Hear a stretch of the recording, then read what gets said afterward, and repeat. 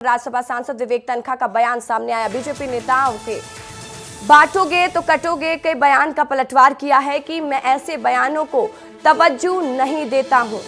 ऐसे बयान देश के संविधान के विपरीत होते हैं। ऐसे बयान देश को विभाजित करने वाले हैं। सिविल सोसाइटी और कानून के विपरीत है ये बयान। हम सेकुलर देश हैं, साधना और साथ ही भाईचारा चाहते हैं। हम चाहते हैं कि देश की प्रगति हो। विश्व में ऐसा कोई देश नहीं जहां लड़ाई झगड़े में प्रगति हुई हो।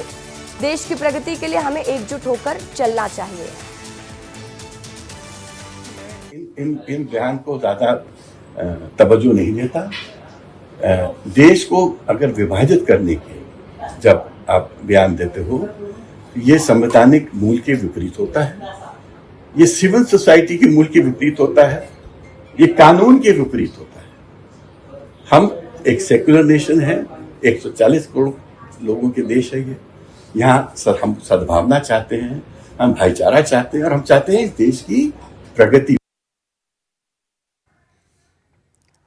और इस खबर पर ज्यादा जानकारी के साथ सूरज मेरे सहयोगी लाइव जुड़ चुके हैं। सूरज, देखिए बीजेपी नेताओं का ये बयान जो लगातार चर्चा में रहा है कि बांटोगे तो कटोगे। अब इस पर विवेक तन्खा ने सीधे इसका खंडन भी किया और कहा कि ये बयान हमारे देश के लिए अच्छा नहीं है, तवज्जो नहीं देता मैं इस बयान को, और ये संविधान के भी विपरीत है। क्या मायने इनके?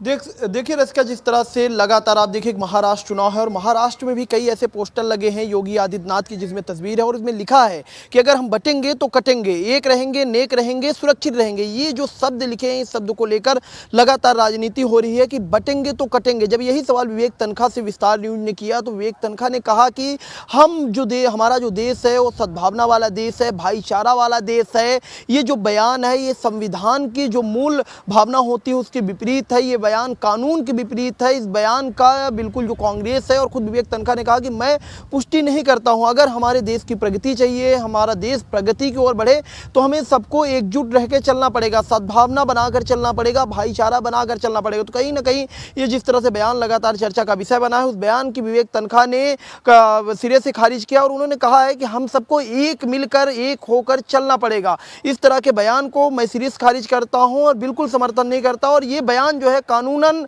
सही नहीं है, संविधान की जो मूल भावना है उसके प्रति सही नहीं है। तो कहीं ना कहीं लगातार बयान को लेकर राजनीति हो रही है। महाराष्ट्र में पोस्टर वार भी इस बयान को लेकर छिड़ा हुआ है, लेकिन विवेक तन्खा ने इस बयान का बिल्कुल समर्थन नहीं किया है। रसिका, ठीक है, तमाम जानकारी के लिए सूरज शुक्रिया आपका।